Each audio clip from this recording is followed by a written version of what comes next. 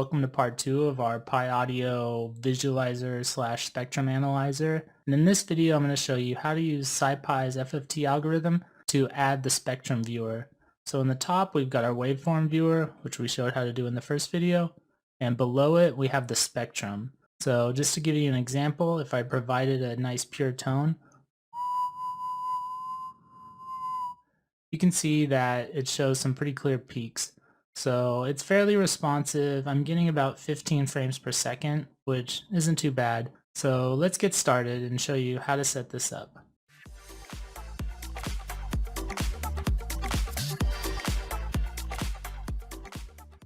So we're going to be using SciPy's FFT pack for the fast Fourier transform.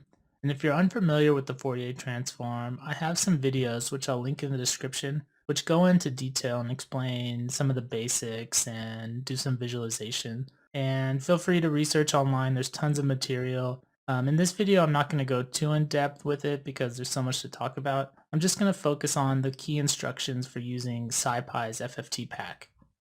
Now let's jump over to our previous notebook, and I'd like to point out some of the changes I've made. So besides highlighting and commenting the code a little bit better, what I've done is lowered the chunk size. So before it was 4 times 1024, now I'm only doing 2 times 1024. And the reason why I did that was this increases the refresh rate of our plot. So if I lower it any more, we don't really get any faster updates. So this was a good size to choose. So that was the main change. And now let's get started with our FFT part. So from scipy.fft pack, we're going to import FFT. So what that'll do is give us all the FFT algorithms that we need. Alright, so because we're going to be adding another plot to our tool, so the way we do that is we make this a tuple, and we're going to call the other axes AX2, and then this number right here needs to be a 2.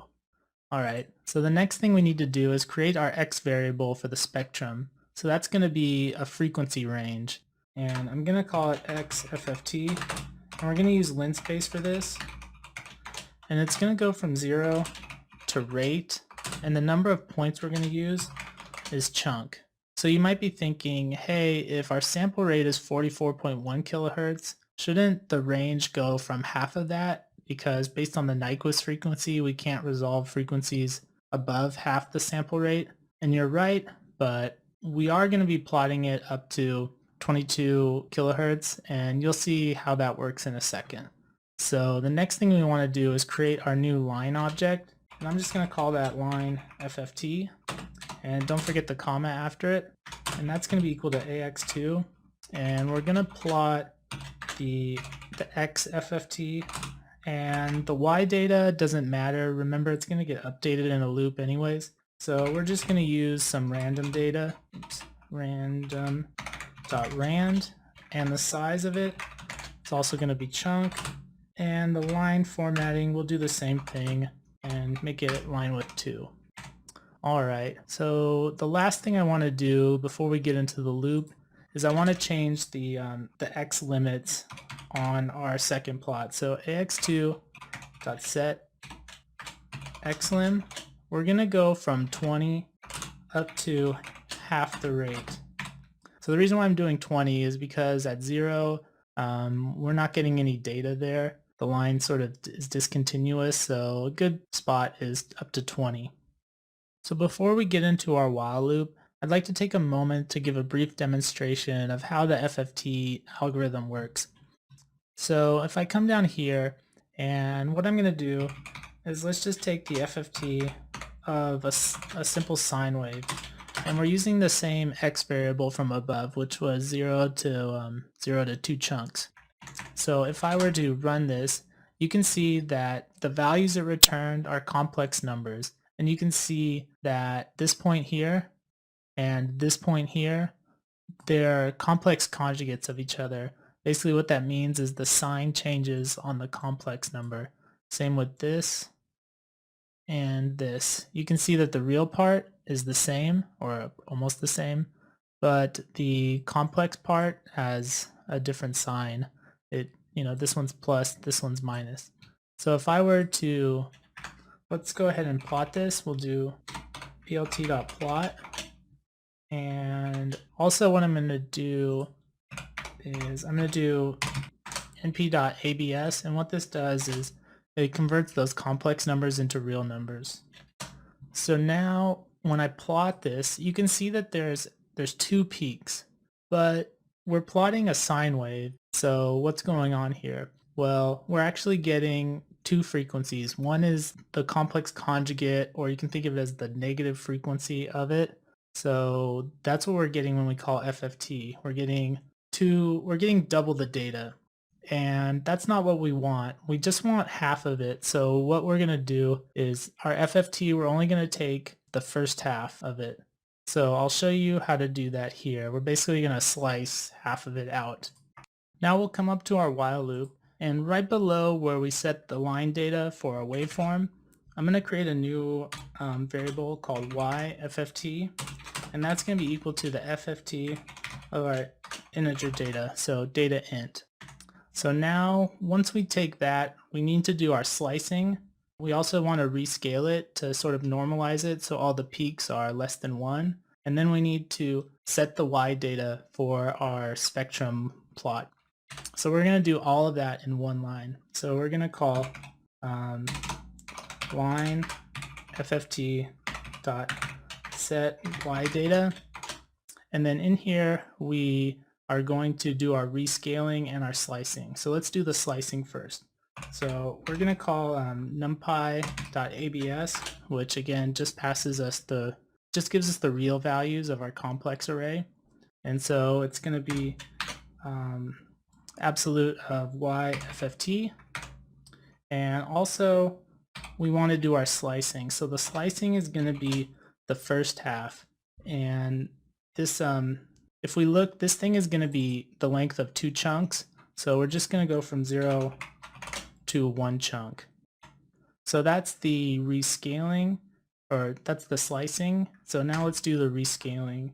So what we're going to do is, normally what you do to rescale it, you do 2 times, you multiply it by 2, and then you divide by the amplitude of your waveform, and you also divide by the number of bins or the number of frequencies in your spectrum.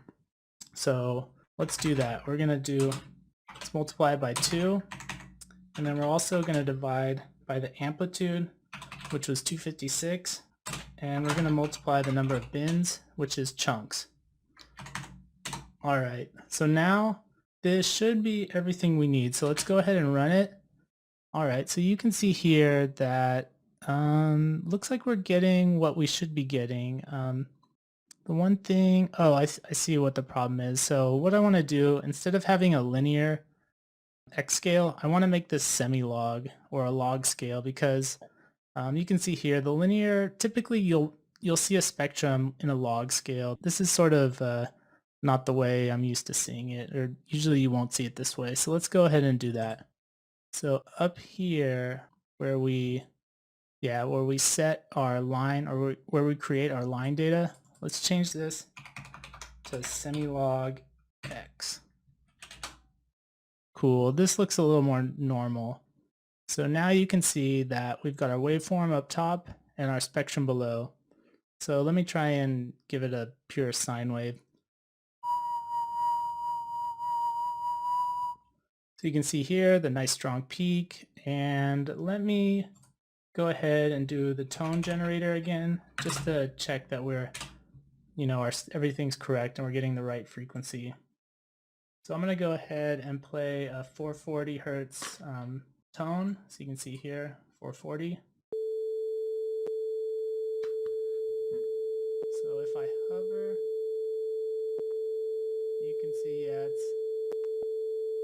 says 430.